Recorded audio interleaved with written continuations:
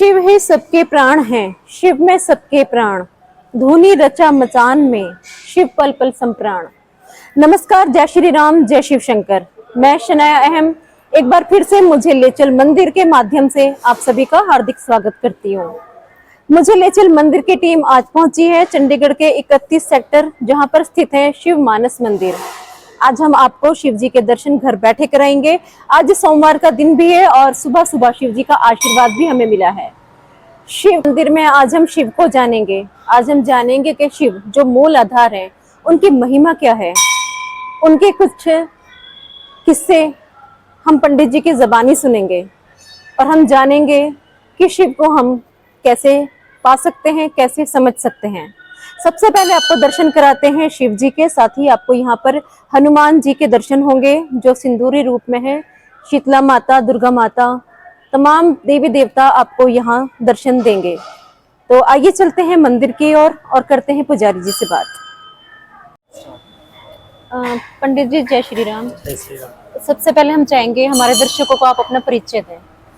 मेरा नाम पवन कुमार तिवारी है और मैं अयोध्या जिले से हूँ और यहाँ पे पिछले 1.5 साल से भगवान की सेवा करता हूँ। जैसे आज हम यहाँ शिव मानस मंदिर पहुँचे हैं, तो हम चाहेंगे कि आप शिव की महिमा हमें बताएं। शिव क्या है? शिव क्या है? जी। कहा गया है कि भगवान शिव के बारे में बताइए। त्रिगुण जो तीनों गुण में होता है, जैसे सत रज तम, 3 प्रकार के गुण होते हैं। तो भगवान के अंदर तीनों गुणों का वास है। ये योगी भी हैं, ये भोगी भी हैं और ये जोगी भी है। अच्छा। कहने का तात्पर्य ये है कि इनसे बड़ा कोई योगी नहीं है। और इन्होंने एक बार भगवान की माया से इन्होंने भगवान विष्णु ने नारी का स्वरूप धारण किया कि उनके मोह में उनके पीछे भागते भी गए। तो ये कहने का मतलब तीनों गुणों से युक्त है, परब्रह्म है, परमात्मा है, अजन्मा है, शाश्वत है, नित्य है, भक्तों की सभी मनोकामनाओं को पूरे करने वाले परब्रह्म है। इनकी अनेकों प्रकार की लीलाएं हैं जो समय समय पर बदलती रहती हैं। कभी ये योगी का रूप धारण कर लेते हैं, कभी परम भोगी का, कभी विरह में, जैसे सती माता का जब उन्होंने अपने यज्ञ में अपने देह का अवसान कर दिया तो उनकी विरह में इतने पागल हो गए कि समस्त सृष्टि का जो है नाश करने पे तुल गए। फिर देवताओं ने इनकी आराधना की, इनको मनाया, तब जा करके इनका मोह छूटा और फिर अपने पुनः वापस स्वरूप में आ सके। भगवान राम जो है इनके इष्ट है। अच्छा। 2 अक्षर का शब्द है राम, उसी को हमेशा ये जपते रहते हैं। लाखों वर्ष संबत सहत सहस सतासी, बीते संबत सहस सतासी, तजी समाधि शंभु अविनाशी। माँ भगवती सती के देहावसान के बाद इन्होंने 87,000 वर्षों तक भगवान राम के ध्यान में बैठ के, तपस्या में बैठ के इन्होंने समय व्यतीत किया। 87,000 वर्ष जब बीत गए तब जाके इन्होंने अपनी समाधि खोली थी। तब जाकर के इन्होंने दोबारा पार्वती जी से इनका विवाह हुआ। तो इस प्रकार से भगवान शिव के अंदर तीनों गुणों का समावेश है। ब्रह्मा विष्णु महेश, या कह लीजिए कि अगर किसी तीनों देवताओं का किसी एक देवता में पूजन करना है तो भगवान शिव का पूजन करने से तीनों देवताओं की भक्ति प्राप्त की जा सकती। जैसे इनकी आरती है ओम जय शिव ओमकारा, भगवान शिव के लिए ही गाई जाती है। आपने देखा होगा सभी लोग ये आरती भगवान शिव के लिए ही गाते हैं। लेकिन इस आरती में है क्या? ओम जय शिव ओमकारा। लेकिन जब इसका आगे आप पूरा पढ़ेंगे, एकानन चतुरानन पंचानन राजे, एकानन यानी एक मुख वाला यानी भगवान विष्णु, चतुरानन 4 मुख वाला यानी भगवान ब्रह्मा। अच्छा। ब्रह्मा जी के 4 मुख हैं। जी हाँ। और पंचानन भगवान शिव के 5 मुख हैं। पंचवक्त्रम त्रिनेत्रम कहा गया है। तो ये आरती यही हमें दर्शाती है कि अगर भगवान शिव की आराधना कर ली जाए तो ब्रह्मा विष्णु शिव तीनों की आराधना की जा सकती है। और सबसे बड़ी बात, इनका एक नाम आशुतोष है। अच्छा। आशुतोष का भावार्थ है आशु तुष्यत इति आशुतोषा, यानी जो शीघ्र प्रसन्न हो जाए वो भगवान कौन है? शिव है।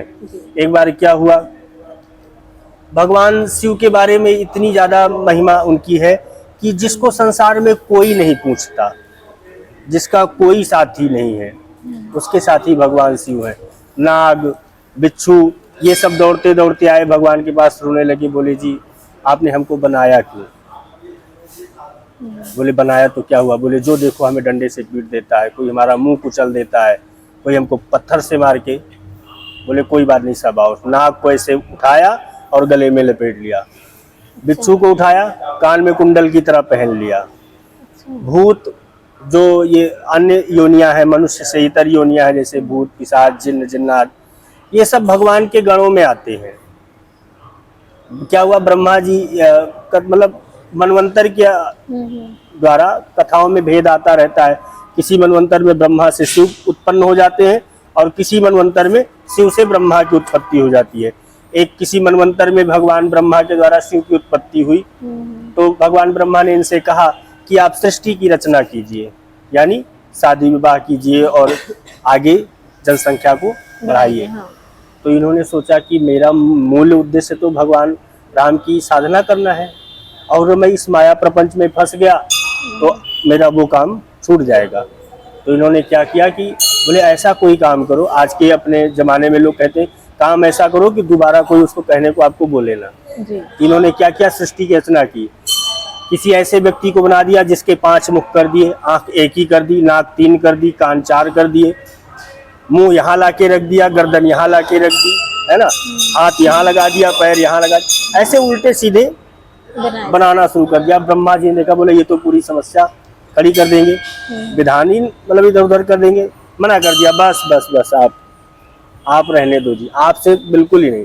घरों में बहुधा हम लोग देखते हैं कि बच्चों को ऐसा कोई काम बोलने करने के लिए अगर उनका मन नहीं है तो उल्टे सीधे करते हैं कि मम्मी पापा स्वयं मना कर दें कि नहीं तुमसे नहीं होगा, तुम रहने दो, हम कर लेंगे।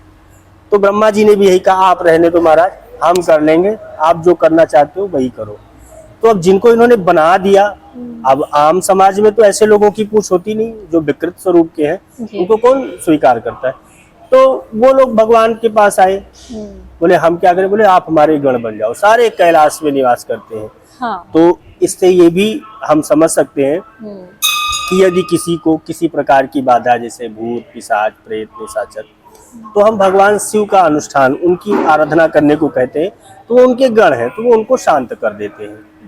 तो हमारे कहने का तात्पर्य है, संसार में 4 पुरुषार्थ हैं, धर्म, अर्थ, काम और मोक्ष।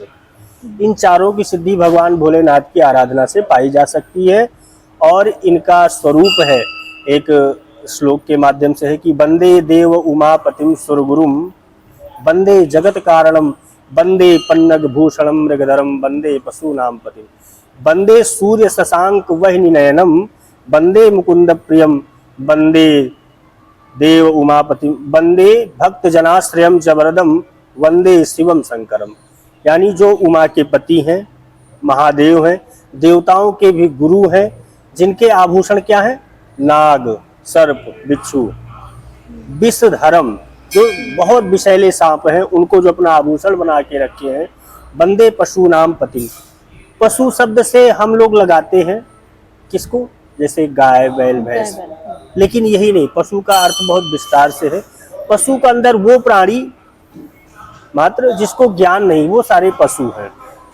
तो जो ज्ञानी है उनका तो सब कोई सहायक है, ब्रह्मा, विष्णु, महेश, माता रानी। जैसे हमारे पास सभ्यता है आपसे बात करने की, हम आपसे बात करेंगे तो आप बड़े प्रेम से हमारे साथ व्यवहार करो, लेकिन अभी हम आपसे असभ्यता पूर्वक बात करें तो हो सकता है आप यहाँ से उठ के चले जाओ, है ना, ऐसा ही तो होगा।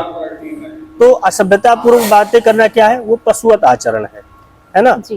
लेकिन भोलेनाथ ऐसे हैं कि जो उनसे प्रेम से नमस्कार कर रहा है वो भी, और जो उनके साथ अशिष्ट व्यवहार कर रहा है वो भी, इतने भोले हैं, इसीलिए उनका नाम भोलेनाथ। वो सबको अंगीकार करते हैं, सबको स्वीकार करते हैं। तो इस श्लोक में कहा वंदे पशु नाम पति, जो पशुओं के भी पालक है, पशुवत आचरण करने वालों के भी पालक है। वंदे सूर्य शशांक वह्नि नयनम, यानी हम उनकी वंदना करते हैं जिसके 3 नेत्र है ना, तो उन तीनों नेत्र का स्वरूप है सूर्य, चंद्र और अग्नि। जिनके सूर्य, चंद्र और अग्नि रूपी त्रिनेत्र हैं, ऐसे भगवान को हम प्रणाम करते। यानी मान लीजिए कि सारा ब्रह्मांड वही है, सूर्य भी उसी में है, चंद्र भी उसी में है और अग्नि भी उसी में है। ऐसा विधिवत उनका इतना विशाल स्वरूप है। वंदे शिवम शंकरम, ऐसे भगवान तात्पर्य है कि जीवन में भगवान भोलेनाथ की भक्ति अगर आपने किया तो आपको कुछ भी करना शेष नहीं रह गया है, और जो कुछ भी आप उनसे चाहते हैं शीघ्र ही अगर हृदय से उनकी भक्ति आप कर रहे हैं तो आपको प्राप्त होगा। मैं जैसे आपने कहा कि 3 नेत्र हैं, भोले भी हैं लेकिन विनाशक भी हैं। मैंने बताया जी। सत रज तम तीनों गुणों के उनके अंदर व्याप्त है, तो विनाशक भी हैं। अगर ऐसा कुछ कार्य ऐसा करते हैं आप जो कि सृष्टि के विपरीत हो जी। तो फिर आपको विनाश भी करेंगे वो। सृष्टि यानी जो संरचना भगवान ने कर रखी है उसके विरुद्ध ऐसा कोई कार्य करते हैं जिससे अगर समाज को, पूरे समाज को अगर उससे कुछ ऐसा होता है जो नहीं होना चाहिए तो विनाश भी निश्चित है। पंडित जी, आज बहुत अच्छे से आपने हमें बताया शिव की महिमा। आज बहुत अच्छी जानकारी भी हमें मिली है जो शायद पहले नहीं हमें पता था। तो हम आपका धन्यवाद करना चाहेंगे अपने चैनल की तरफ से, और बस यही चाहेंगे कि आप हमें आशीर्वाद दें कि शिव जी का साया, शिव जी का आशीर्वाद हम पर बना रहे। बस भगवान भोलेनाथ की आप शरण में आ गए, ये मान लीजिए कि आपके ऊपर उनकी कृपा है तभी आप आए हैं। जी बिल्कुल, है ना। रामचरितमानस में एक गोस्वामी तुलसीदास जी ने सुंदर कांड में चौपाई लिखी है कि बिनु हरि कृपा मिलहि नहीं संता, यानी बिना ईश्वर की कृपा से आप संत, यानी संत या उनके सेवक जो भी कह लीजिए, अब हम ईश्वर की शरण में हैं तो उनके सेवक ही हैं। तो वास्तविक मान लीजिए कि नारायण की कृपा या भोलेनाथ की कृपा थी तभी आप यहाँ तक आए और हमारा आपका वार्तालाप हुआ, हम आपसे मिल सके। तो ये पहले ही उनकी कृपा हो गई तब आप आए। हम जगन्नाथ मंदिर गए थे बट वहां से हमें परमिशन नहीं मिली, तो हमें सर्च करा नेट पे तो शिव जी आज हमें बुला रहे थे।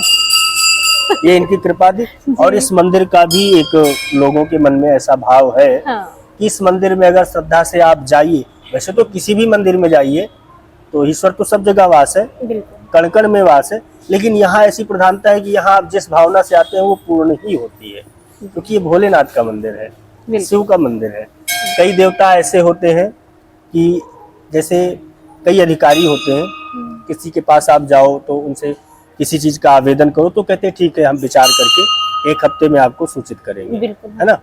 कई ऐसे होते हैं कि उन्होंने आपको देखा, स्थिति परिस्थिति को समझा और तुरंत उसको ऑर्डर कर दिया, है ना।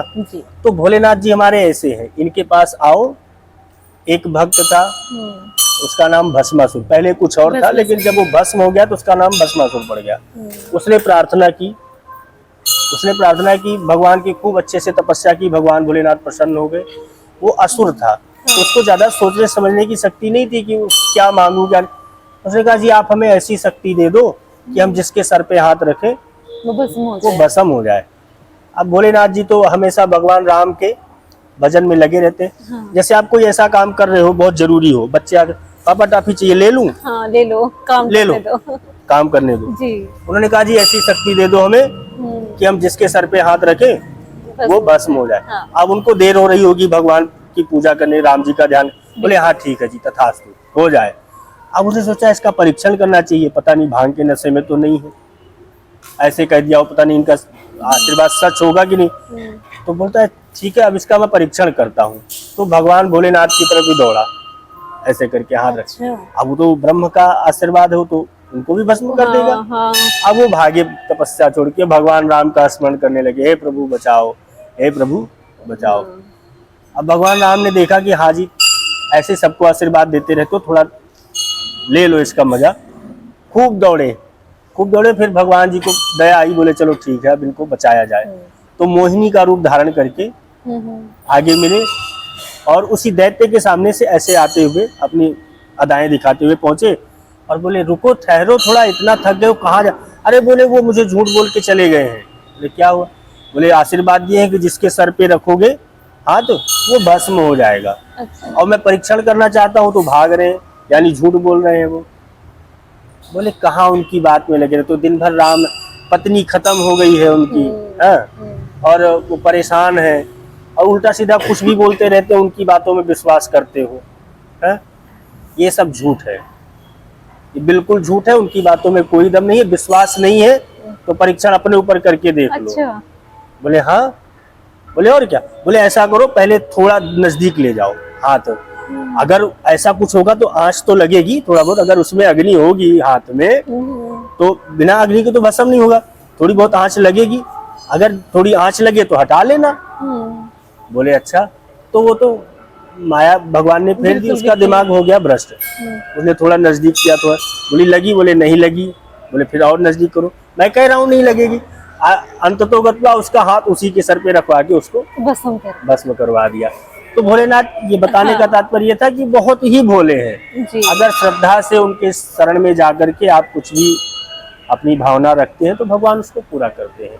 सब देवों में महादेव, अन्य देवता देव हैं, इन्हीं एक ऐसे देवता हैं जिनका नाम महादेव है। तो कारण ये है कि महान है, सबसे निराले हैं, अलबेले हैं, जो कुछ मांगो दे देते हैं। एक लोटा जल भी किसी ने चढ़ा दिया, प्रसन्न हो गए। किसी ने 100 पूजन किया तो भी प्रसन्न हो गए। किसी ने सिर्फ एक बेलपत्र भी रख दिया तो भी प्रसन्न हो गए। जो किसी को नहीं चढ़ता है, भांग धतूरा, वो इनको चढ़ता है, वो इससे भी प्रसन्न हो जाते हैं। अब ऐसा निराला देव कहाँ मिलेगा? बिल्कुल, है ना? रात में पूजा करो तो प्रसन्न, दिन में पूजा करो तो प्रसन्न, है ना? जब किसी देवता की पूजा नहीं होती है तब इनकी होती है। ये बात है। ठीक है, धन्यवाद पंडित। जय सिया राम। तो दोस्तों, आज आपने शिव मानस मंदिर के दर्शन करे मुझे मंदिर के माध्यम से, और आपने जाना कि शिव जी कितने भोले हैं। जहां वो बहुत ही ज्यादा भोले हैं, देवों के देव महादेव हैं। उनकी जटाओं में गंगा बहती है, माथे पर चंद्रमा चमकता है, गले में नाग देवता है, कानों में बिच्छू के कुंडल हैं। वही एक रूप उनका विनाशक का भी है, असुरों दैत्यों के लिए उनका विनाश रूप, उनका तीसरा नेत्र खुल जाता है। लेकिन फिर भी शिव जी भोले बाबा के नाम से जाने जाते हैं, क्योंकि भक्तगण अगर दिल से और सच्चाई से अपनी मांग उनके सामने रखे, अपनी इच्छा उनके सामने रखे, तो वो उसको पूरा करते हैं। मैं उम्मीद करती हूँ कि एक बार आप लोग यहाँ पर शारीरिक तौर पर आएंगे और शिव जी के आगे शीश झुकाएंगे। आपने ये तस्वीरें देखी है मुझे मंदिर के माध्यम से। आपसे वादा करते हैं कि बहुत जल्द एक और भव्य मंदिर के दर्शन आपको कराएंगे, जो आप घर बैठे भगवानों के दर्शन कर पाएंगे। और हम चाहेंगे कि आप लोग खुद भी आशीर्वाद प्राप्त करें और अपने साथ साथ लोगों तक भी ये वीडियो शेयर करें, ताकि उनको भी आशीर्वाद भी प्राप्त हो और साथ ही दर्शन भी हो। तो मुझे मंदिर से मैं शनाया अहम आपसे लेती हूँ इजाज़त, और मिलते हैं बहुत जल्द एक और भव्य मंदिर के साथ। धन्यवाद। जय श्री राम, जय शिव शंकर।